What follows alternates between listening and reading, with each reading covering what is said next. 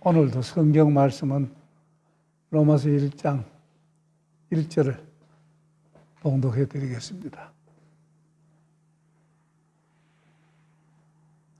예수 그리스도의 종 바울은 사도로 부르심을 받아 하나님의 복음을 위하여 택정함을 입었으니, 이렇게 해서 여전히 예수 그리스도의 종에 대한 의미를 강의를 합니다.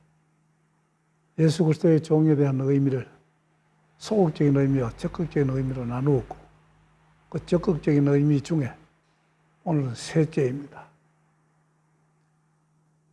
인생의 길을 발견한 자, 이런 뜻입니다.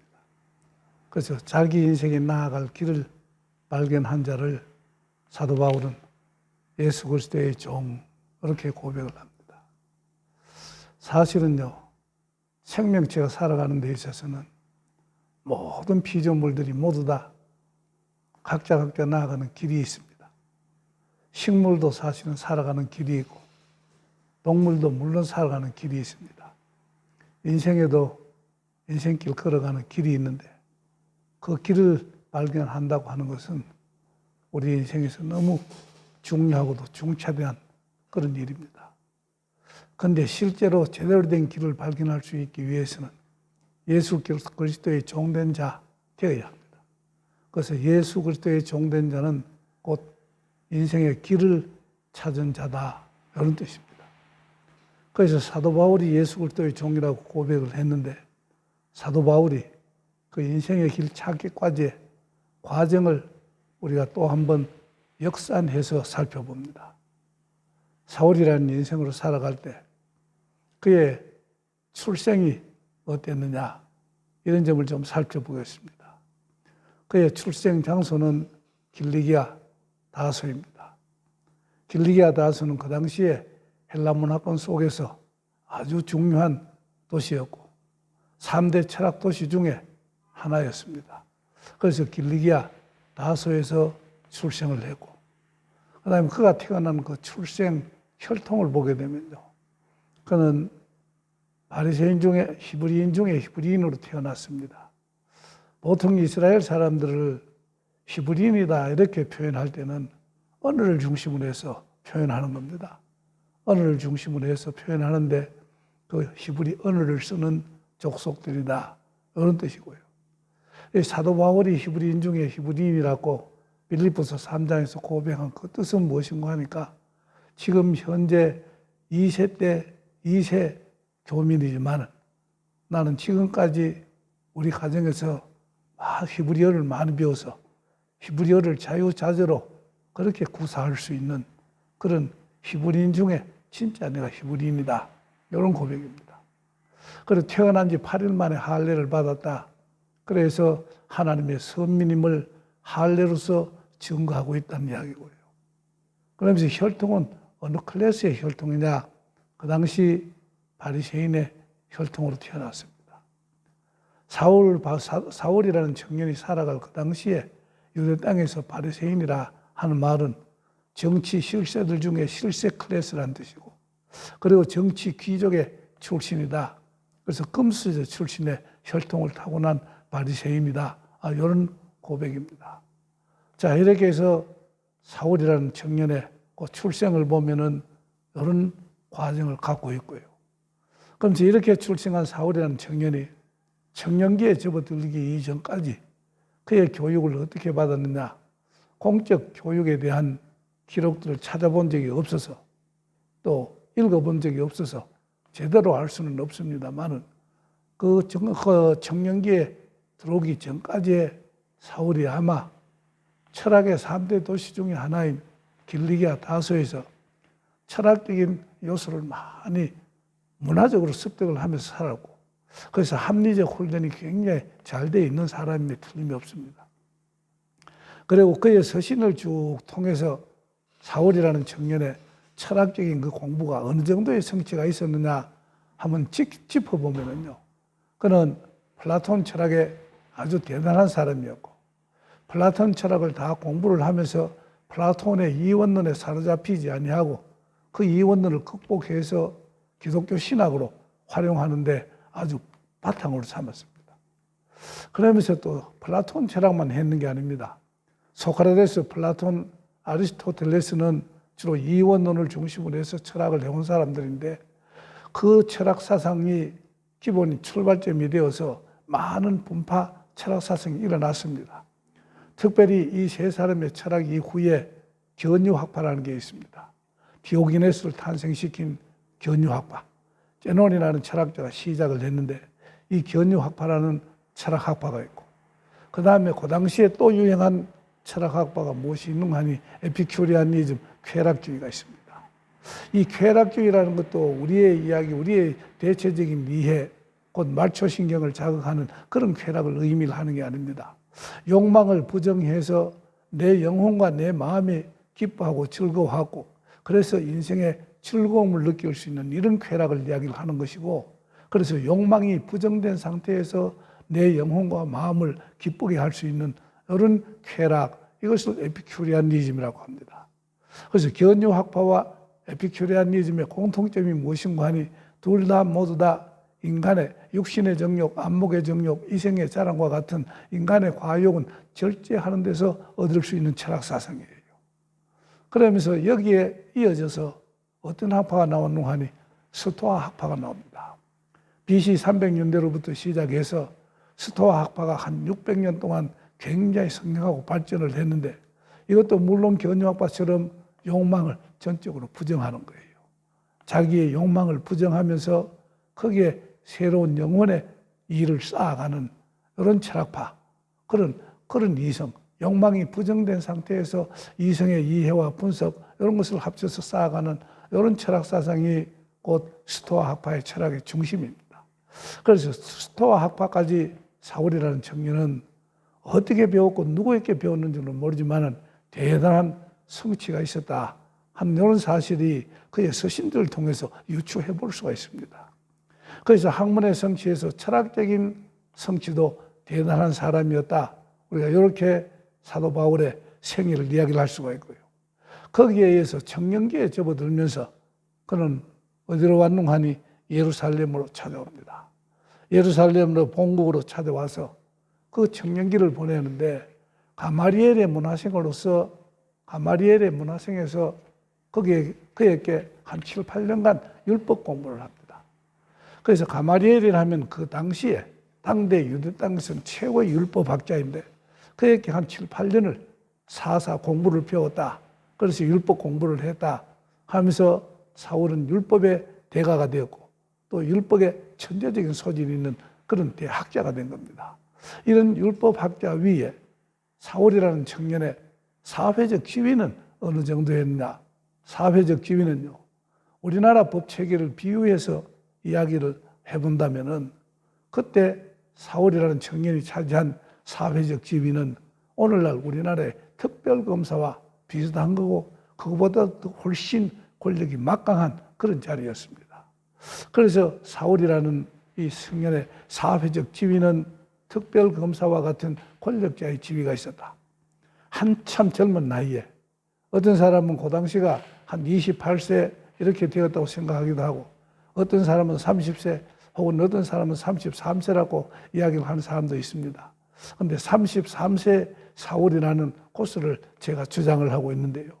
요 33세 된 젊은 청년, 예수님과 동갑인 요 젊은 청년의 그 권력은 너무 막강한 권세자였다. 그래서 귀족 출신의 청년이고 그리고 학문의 성취도 대단하고 사회적 지위도 특별검사와 같은 그런 위치에 있는 그거보다도 더 막강한 권력을 가지고 있으니까 이 사람의 교만은 절정에 달할 수밖에 없고 목은 거의 기부스 해놓은 상태로 전혀 숙일 줄 모르는 이런 사람이었습니다. 그러면서 거기에 그치는 게 아니라 유대 땅에 와서 7, 8년 이후부터 무엇을 했느냐, 그런 유대교의 젊은 지도자가 되었습니다. 유대교의 젊은 지도자였을 뿐만 아니라 산헤드린 의회의 젊은 청년 대표 의원이기도 했습니다. 산헤드린이라는 의회 기관은 어떤 기관이고 하니까 우리나라 국회와 같은 그런 기관이 아닙니다.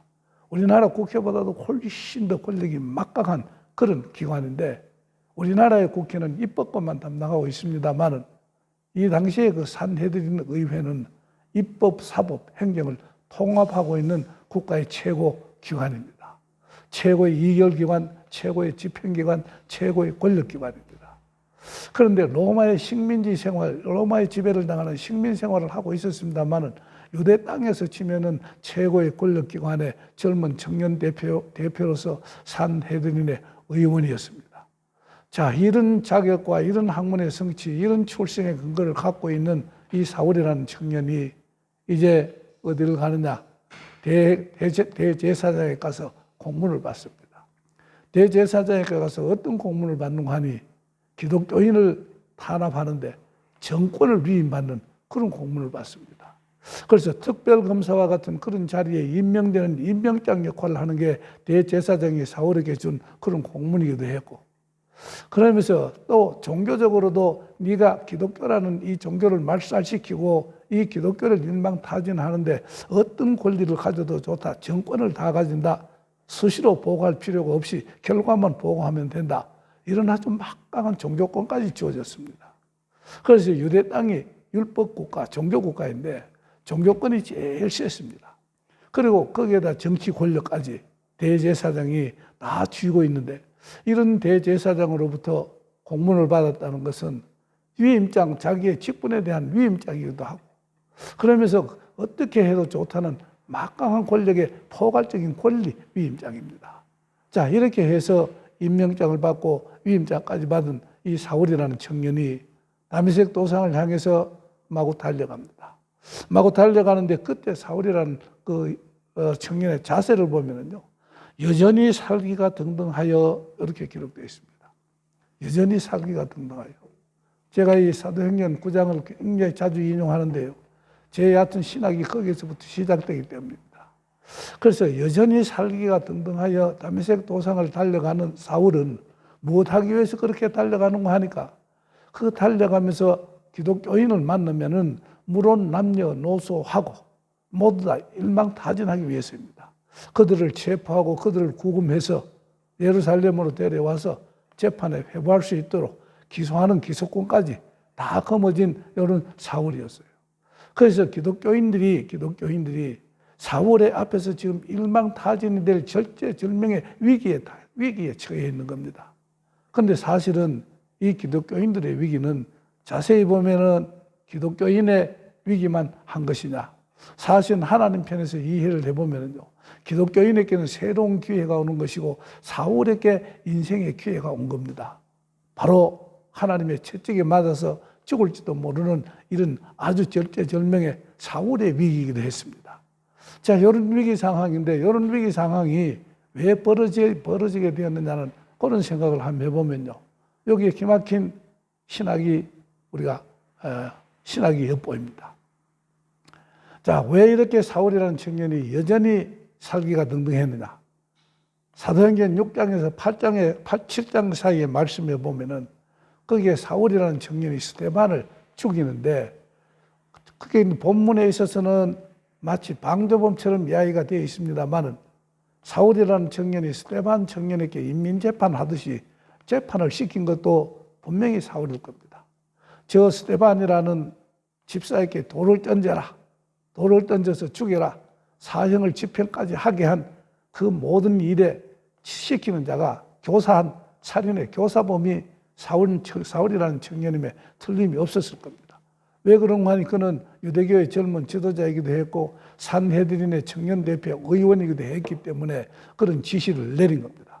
사실은 유대 땅에서 살인을 집행할 때는 살인 선고는 산헤드린에서 내릴 수 있었지만은, 그러나 집행은 로마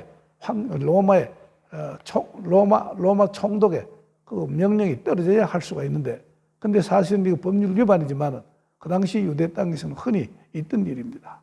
그래서 인민재판식으로 사람을 죽였고 스데반을 죽이는 교사범이 사울이었는데, 이 사울이 스데반을 죽이던 그 살인의 의지, 그 기세가, 그 사리가 아주 기세등등하게 더 격렬해져서 여전히 살기가 등등해서 다메섹 도상으로 달려간 겁니다. 왜 그랬을까요? 이것을 어떤 조직신학교 한 사람은 이렇게 써놓았습니다. 인간 실존적으로 파헤치는 조직신학교 한 사람이 이 사건의 이 당시의 사울의 행동 자세를 보고 이런 평가, 이런 해석을 해놓은 걸 제가 읽은 적이 있습니다. 어떤 평가인가 하니까 사울이라는 청년이 인생 일대 가장 번뇌기, 가장 갈등하는 시기, 가장 고뇌하던 시기였고 자기 인생의 한계성을 느끼던 그 시기가 언제이냐, 스데반이 죽고 그러면서 스데반 죽은 이후에 서자매색 도상으로 모든 기독교인을 아주 탄압하기 위해서 대제사장의 공문을 받아서 가는 그 시간 간격이 며칠이 되었는지는 모르겠지만은 그 시간 간격 동안에 가장 절실하고 벗어날 수 없는 고뇌와 좌절과 절망, 한계성에 빠졌을 것이다. 이렇게 신학적인 상상력을 발휘를 합니다. 그걸 왜 그럴 것이냐? 스데반이 죽을 때의 자세입니다. 스데반이 돌을 맞아서 비참한 입장에 처절하게 죽어가면서도 그 얼굴에는 어떤 모습이 나타나냐? 아주 화평한 얼굴 모습, 평화로운 얼굴 모습입니다. 이런 상황 가운데서도 스데반이라는 집사는 성령이 충만해서 기도를 합니다. 주님께 기도하면서 간구했더니 주님이 하나님의 우편에 부활 승천하셔서 하나님의 우편에 앉아 계시다가 벌떡 일어나서 스데반의 영혼을 완전히 안아주는 그 모습을 환상으로 봅니다. 이렇게 해서 그 스데반은 성령의 더욱더 충만한 영향력을 받고 성령의 권능을 받아서 그의 얼굴까지도 모두 다 평화로운 모습을 유지할 수가 있었던 것이고, 그러면서 또 이 사람의 얼굴에 나타난 모습을 보면은 죽음을 두려워하는 기색이라고는 전혀 없습니다. 그러니까 죽음을 이기는 저 담력이 바로 그 얼굴을 통해서 나타나는 그 모습을 사울이라는 청년은 명백히 보았습니다. 목격했습니다. 그러면서 거기에다가 자기에게 돌을 던져서 죽이는 원수들, 그리고 그것을 교사하면서 옷을 지킨 사울이라는 청년의 그 얼굴들을 많이 쳐다보면서 하나님, 주님, 저들이 스스로가 하는 짓이 무슨 짓인지 모르고 하는 짓이니 용서를 해 주십시오. 원수를 용서하는 기도를 합니다.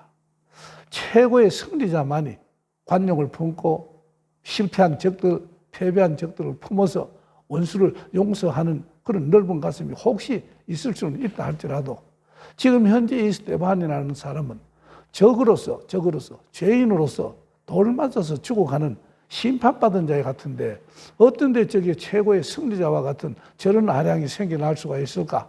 그리고 이런 원수를 품어주면서 그를 용서해 주라는 그런 기도하는 사랑, 그리고 넓은 가슴, 이런 것을 어떻게 유지할 수 있을까? 이런 것을 보면은 죽음을 이기는 그 승자의 모습, 그리고 얼굴에 아주 모든 좌절과 절망과 번민을 이겨내는 평화로운 모습, 원수를 용서하는 넓은 가슴, 이런 모든 이 신비한 힘이 저 자신에서 나온 것이 아닐 것이다. 그러면 어떤 힘이 저에게 작용했기 때문에 저런 일이 있을 수가 있을 것이냐? 이것 내가 거짓말로 생각하던 예수가 정말 부활한 것은 아닐까? 그리고 스데반을 중심으로 한 다른 예수의 제자들도 모두 다 이렇게 고백을 하고 있으니까 이 정말 예수가 부활을 했고 예수의 부활의 영을 받은 사람들은 다 저렇게 신비한 힘이 완전히 막 솟구치고 솟아오를 수도 있구나. 만약의 경우에 예수의 부활의 영의 힘이 그런 힘으로 자기의 제자들에게 저렇게 역사하고 작용하고 그렇게 해서 얼굴 모습이라든지 사는 삶의 자세라든지 원수 용서하는 자세를 일으킬 수 있는 힘이 있다고 한다면 세상에 누구가 저들을 감당할 수가 있겠느냐. 세상에 감당할 수 없는 사람들이겠다. 이런 사실을 목격하면서 사울의 그 마음속 속사람의 깊은 곳에서는 나도 이단이라 취급받는 한이 있다 할지라도 저런 신비한 힘을 좀 체험했으면 좋겠다. 어떻게 하면 사망권세를 이기는 저 신비한 힘 나도 내가 가질 수 있을까? 어떻게 하면 원수도 용서하는 저 넓은 가슴, 사랑의 가슴을 나도 가질 수 있을까? 속사람이 그것을 부러워하면서 가지기를 원하는 속사람의 영혼의 원함이 생겼을 거다. 그런 생각을 합니다. 그런데 그 사람은 어떻게 지금 현재 활동하고 있을까? 역사하고 있을까? 그 사람의 생각은 아니다. 타락한 이성으로 생각하면서 인간으로서는 도저히 이런 일이 있을 수가 없는 거다. 정상적인 인간이고 제정신의 인간이고 정상적인 이성의 분별력과 판별력을 가진 사람이라고 한다면은 스데반이 하는 이런 일은 도저히 불가능한 일이다. 이건 내가 예수 귀신에 홀린 거다는 것이냐. 마귀의 힘에 내가 미혹당한 것은 아닐 것인가. 그 사람은 그렇게 생각할 수 있었을 것이고. 그러면서 사회 구조적인 모습을 생각해 보면은 내가 만약에 여기에 미혹당해서 이 기독교인들에게 굴복을 하고 그렇게 예루살렘으로 돌아간다면은 나는 민족으로부터 국적을 나와서 그리고 돌팔매질을 맞아야 될 것이고 비난의 화살을 맞아야 될 것이다. 내 인생의 앞날은 암담한 것이다. 그래서 도저히 안 되겠다 하는 이런 어떤 구조적 의식 속에서 자기의 생존을 위한 몸부림도 일어났을 것이고 그렇게 해서 속 사람하고 그 사람하고 아주 심각한 자기투쟁이 사울이라는 청년의 속에서 혈투를 벌이고 있는 이런 상황 속에 그 타락한 이성과 사회 구조적인 힘이 사울의 역사를, 사울의 인생을 완전히 휘어잡아서 강권적으로 다메섹 도상의 살인의 현장으로 몰고 갔던 겁니다. 그래서 이 사울의 아주 살기등등한 자세는 자기의 어떤 정신적인 발작이었고 광란일 수 있었다. 그래서 그 속의 고민은 얼마나 심했겠느냐. 자기 한계성에 대한 어떤 몸부림이고 속 사람의 생각, 아름다운 생각들이 뛰쳐나오는 것을 완전히 억압하기 위한 그런 정신적인 광란증이었을 거다. 이렇게 판단하는 사람이 있습니다. 저도 역시 거기에 동의를 합니다. 이러면서 살기가 등등해서 달려가는 사울에게 있어서 최고의 지성인이었음에도 불구하고 최소의 권력을 가졌음에도 불구하고 자기가 가지 말아야 할 길을 가야 되는 지성인의 길을 잃어버린 방황일 수밖에 없었습니다. 그러면서 이 사람은 지성인으로서 길도 몰랐고 인생의 길을 모르니까 하지 말아야 할 일을 그래서 일을 찾지 못해서 방황한 그런 또 몸부림일 수밖에 없습니다. 광란의 장난이었습니다.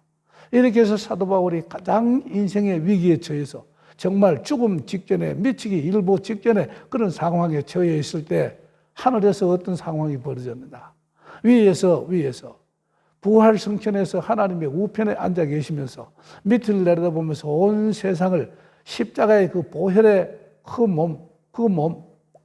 십자가의 보혈을 흘린 그래서 부활한 그 몸으로 그 영혼으로 온 세상을 다스리는 주님께서 이 사실을 딱 보셨습니다. 그리고 이 사울의 청년을 겉모습을 본 것이 아니라 속의 중심에서 어떤 생각이 일어나고 있느냐 영혼의 빈틈을 보시고 영혼이 열려져감을 목격하신 그 위에 계시는 주님께서 정광석과 같이 하늘에서 내리는 호련한 생명의 빛으로 사울을 둘러 비추기 시작했습니다.